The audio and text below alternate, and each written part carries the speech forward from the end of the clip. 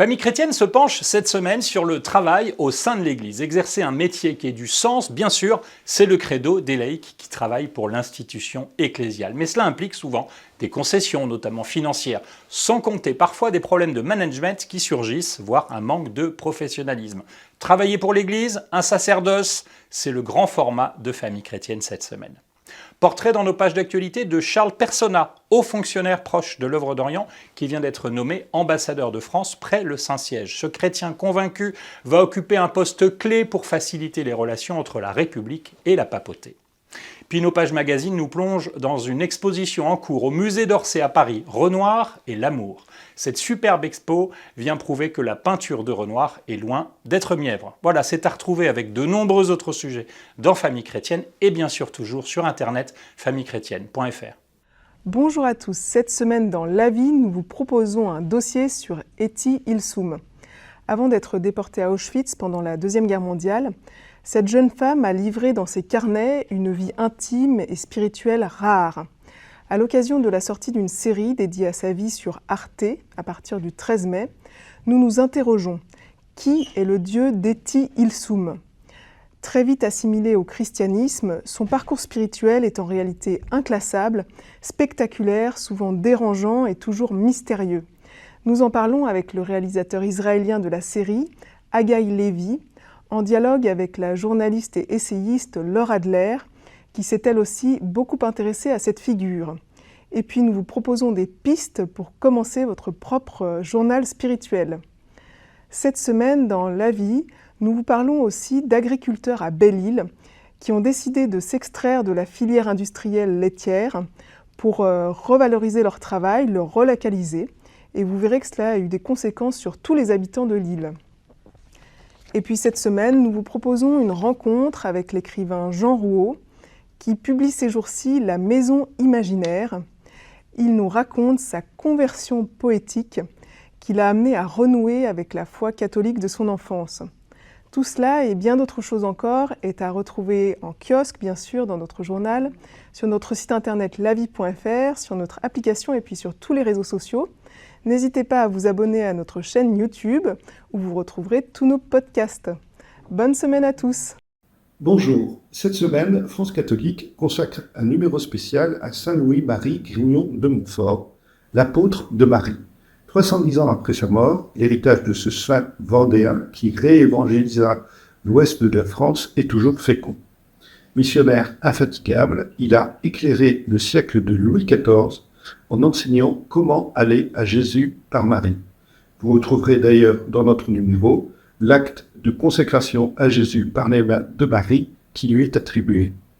Sa prédication préparera aussi les Vendéens à résister à la tempête révolutionnaire qui déferla sur l'ouest de la France comme sur tout le pays à la fin du XVIIIe siècle.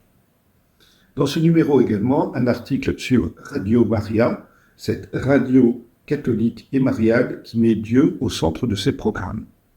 Et dans le cadre du Tour de France des diocèses, nous serons cette semaine à Nantes, où l'on redécouvrira la vie de Saint Donatien et Saint Rogatien. Bonne lecture et bon mois de Marie. Bonjour à tous.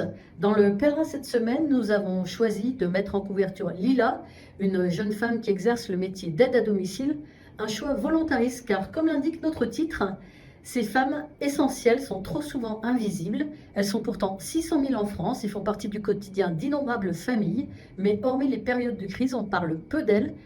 C'est le cas actuellement alors que le renchérissement des prix du carburant pénalise lourdement leur activité. Notre enquête va à leur rencontre et donne également la parole aux personnes dont elles s'occupent. Ce numéro attire également l'attention sur un sujet rarement abordé, le bouleversement de l'intimité sexuelle des couples lorsque la maladie s'invite dans leur chambre à coucher. Pourtant, soulignent nos témoins, cette souffrance hors radar a tout intérêt à être exprimée. Merci à eux d'avoir accepté de partager les solutions qu'ils ont patiemment cherchées pour maintenir leur lien amoureux.